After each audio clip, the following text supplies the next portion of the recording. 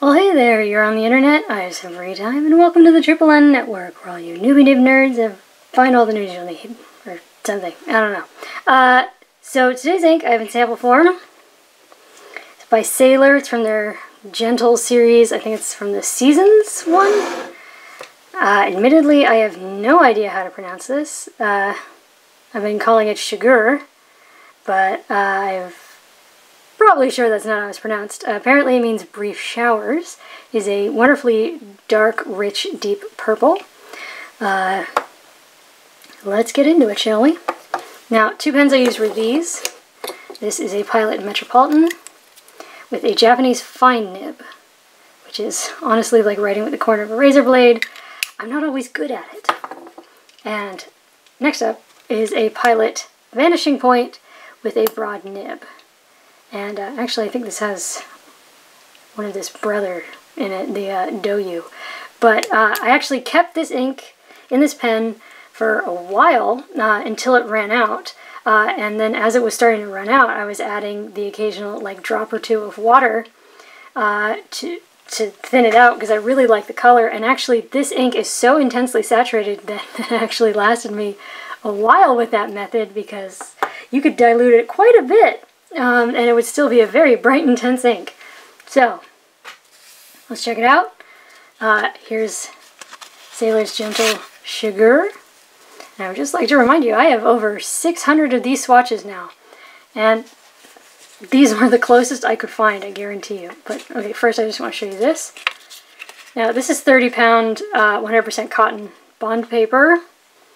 And if you are familiar with paper, you should know that paper like that is actually quite absorbent and therefore won't sheen very often. It takes something quite extreme to make it sheen. And as you can see, there is a lot of gold sheen there. Anyways, there's Shigure. And here's Private Reserve's Ebony Purple. This one's maybe a bit more blue, and where it gets dark, it gets so dark that it is almost black. But even this ink, which generally will sheen like crazy, is not sheening on this little sample paper. Now, next up is Diamine's 1864 Blue Black from their 150th Anniversary series. Once again, I think this is just a little bit darker and a little bit more blue. Next up is KWZ's Gray Plum. Now, yes, they are different. They're certainly different. However, I feel like here in the darkest areas we see some things that are rather like sort of the medium areas through here. This is a very unique shade of purple. And lastly, I thought I'd include Noodlers for Wonder Pens of Canada, Blue Upon the Plains of Abraham. Now this is a blue, but it has these hints of like strawberry ice cream pink throughout it, so that it almost starts to take on a purple color. And so I felt like it wasn't a complete stretch, although on camera it's starting to look like a complete stretch. Now, something I forgot to mention about this Vanishing Point. Now, you can't really tell because there's ink in it, but generally these tines are fairly far apart, so it is not always easy to get ink to come out of this pen. The ink has to have a certain viscosity to it, and actually this ink handled that quite well. Now, hold on while I zoom in. Okay, there we go. Now, the one on the left with the little D in the corner is the one that I let dry, and the one on the right is the one that I did the way you're supposed to. Now, you can tell where that initial drop was put. There's a very clear line of demarcation, and you get sort of this soft, almost like slatey gray-blue with hints of purple, and then it goes up, and actually the camera's not showing just how vibrant and bright and sort of pinkish this purple is right here. And then it goes into more of the purple we see in the end result. Now, this one I let dry for only maybe 8 to 10, maximum 15 minutes, is however long it takes this test to dry after it's been dunked in water. But you can see there is a very, very distinct difference here. Now this line is much darker, and actually it takes on much more of a blue color, much more of a slate blue, and this purple that we see here is much more evenly distributed all throughout here. And what's fascinating is we get these little bits of light blue and spots poking out the top, which I thought was quite fascinating. So, yeah, there we go. Alright, chemical test. Now, for lack of a better word. Now, as you can see, water got it moving, but not completely. As I said, this is a very saturated ink, so adding more water sort of just gives the particulates in this more room to move, so to speak. Now, the 1/3 bleach solution, interestingly enough, did not get rid of it. It moved it around and then turned it this bright pink color, and most of it got mopped up when I was dabbing it afterwards. Now, ammonia pen flush did get things moving, but no better or worse than water. In fact, water might have even done better because ammonia started to react with the paper. Hydrogen peroxide kind of did much the same, but if anything, it reacted even more violently with the paper. And again, on here we have gold sheen, because this is an intensely saturated ink. Now, paper test, top down in density, Clairefontaine 90 grams per square meter. This is an intense, rich, dark purple. It's a very, very dark purple, and I hope, yeah. So all throughout this, and actually most of the premium papers, there is just gold sheen everywhere. And actually it's in the fine as well, it's just the lines are so small that it's actually kind of hard to get it on camera. But yeah, so this is extremely dense paper. This is a, it's intensely saturated. So honestly, it doesn't shock me that it takes 15 seconds for it to dry in a Japanese fine. If anything, that's actually still pretty good. Now, as I said about that Vanishing Point, although it's a broad, and I would definitely consider it up there with a European-sized broad, because the tines are so far apart, a lot of times the inks that will actually manage to flow out of it will flow out of it very freely. So honestly, I was surprised that I was going to get something as manageable as 25 seconds. And I just want you to see in these smears just how dense the ink is, even in the smears. And we get lovely shading. And what's fun is everywhere that you see shading, when you then invert it, that's sort of where you get sheen, which is kind of fun. I like this sort of dark, dusty purple that is the sort of purple that I enjoy. There is no bleed, no feather, no spread, no echo. All good in that regard. And, yeah, kind of like I said with the chemical test, when you just add water, you give that pigment even more room to move. So it made an enormous mess and dyed the page a great deal. But again, the broad, you can tell which one that is because it was just, it had more put down. So there's more to wash away, but also more to remain. So you can tell which was the writing, which was the lines, and which were the dots. So it would not be easy to recover, but there might be something there. Now next up is Fabriano, Echo Qua. It is an 85 gram per square meter paper. Honestly, the more I use this stuff, the more I love it. It's fantastic. It's usually able to handle inks that other papers kind of buckle under. And yeah, I mean, honestly, something about this is like makes me think of like overindulgent royalty, because it's just this rich purple with this like gold blinking through in little spots. It's got lovely shading. I really enjoyed the color. If I had the money to spare, I'd think about buying a bottle of it. In fact, I enjoyed this and Doyu so much I would actually consider buying bottles of them if I had that kind of money to spend on bottles.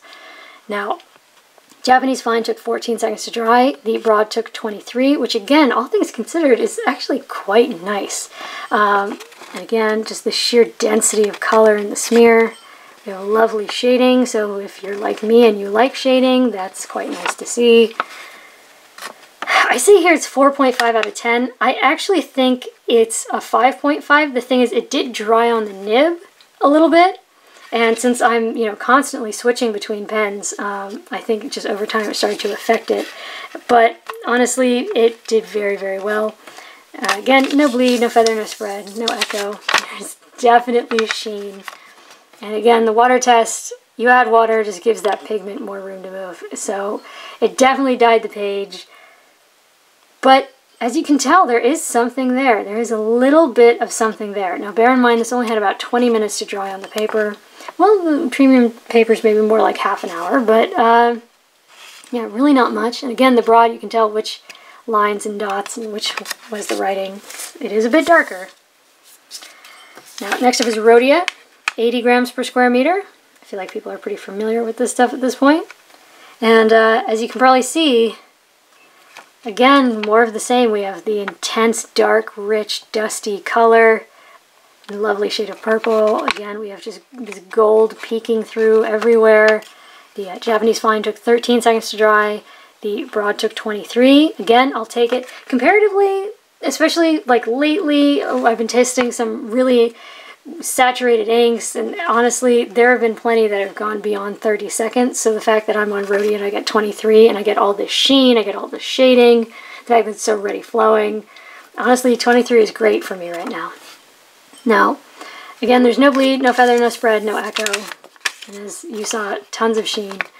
And actually, I think if we look, I think this is interesting. A lot of times, Rhodia manages to have the page dyed a lot less than the others. And here it did, but it still dyed the page a fair bit. But it's very clear, too. Like, even that Japanese fine, you can tell that there was something there. And you might strain your eyes if you had to recover like a whole page of it, but I don't know, maybe if you had to, you could. The broad, again, a little bit darker. You can tell which ones are which. Could be a lot worse. Now next up is Tomoe River paper, which is known for drawing out shading and sheen and dry times and echo, and we kind of got all of that. Now, yeah, I knew I wasn't going to have to move it much for you to see it. Yeah, there is just sheen everywhere. Sheen everywhere. Literally everywhere where you see purple, you turn it the right way and you're going to get sheen. And yet if you turn it in a way where you're not going to get direct glare, you can see that you get this very lovely shading. It looks very nice. Now this paper does draw out dry times. But what absolutely thrilled me was even on here with this such intensely saturated ink and that broad nib, it took 26 seconds to dry. I practically felt like singing. It was fantastic. Now, the Japanese fine did take 15 seconds, and this color is intense. I don't know how it manages to be both rich and dark and intense, and then it has all this sheen everywhere. Honestly, this seems like a great combo to me. Now, as I've said, it does get very dark. It's a dark purple all on its own, and then when you lay it on heavily, you know, where you're not getting the sheen, you can see that it almost gets black. And since this is such thin paper, you are definitely going to have some echo. And if you're like me and you're obscenely sensitive to it, that might bother you a little bit. And honestly, I've pretty much given up on writing on both sides of paper. Now, one of the things about Tomoe River is that it loves to let ink slide away when you add more water. And given what we've seen so far with, you know, the other premium papers, I was expecting more of that. But we really didn't. Now, I just want to hold this up next to it so you can see that we actually get a fair bit remaining. And it dyed the page a little bit, which is weird, because a lot of times on Tomoe River, when you sop it up, it'll take all the ink with it. I just want you to see how clear that is, how relatively dark that is. I mean, compared to some papers, it's quite dark. It's very recoverable. You could recover that if you have to. I mean, here you can see every single individual line, even from that Japanese fine. We don't often see that with Tomoe River, but here we did. Now for the next 3 tests, to be fair, on the more economical papers, I only use that Japanese fine except to write the name. And this is the world's worst 20-pound copier paper. It's awful, really, it's just terrible stuff. Quite possibly the worst paper I've ever encountered, and that's seriously saying something. And as demonstrated by this fact. Look at the sheer degree of spread we see on this 20-pound paper. I mean, granted, it's not turning into a broad, but such intense spread. And we do get some feathering. We do definitely get wooliness, and we lose shading. The shading is definitely gone. 1.5 seconds to dry, but I just want to show you this. I actually quite enjoy this dark, rich purple. I actually find it quite nice. I'm enjoying it. You know, it's maybe not the most well-behaved, but this is also the world's worst paper, so keep your expectations low. Now, I also want to show you this. We do have some dots where it starts to get fairly dark, and some spots where I'd say it reached the other side of the page, but it never rendered onto the page below. There's a lot of show-through, a lot of echo, so if you're like me and you're sensitive to it, this would drive you nuts. But honestly, it could have been a lot worse, especially for such a richly saturated ink, even if it is a Japanese fine. Now, here's something that rather surprised me about this ink. Do you see how dark that is? Look at that water test. Now, more absorbent papers do tend to draw the ink in, make it harder to wash out, but I was not expecting it to be this clear and this dark. And it kind of brings me back to the water test, especially the one that I let dry. Now again, this one probably had maybe 20 minutes to dry before I did the water test. But I want you to see That stuff at the center is very clear, very there. It's remaining very stoic. It's not moving. Sort of the lighter purple is trying to wash away, and it's being let go quite readily. If you had to recover that, you absolutely could. And if you've seen some of my other tests with this paper, that's really not bad. I mean, even just this week, we've had some serious freakouts. And that paper can do weird stuff when you add water.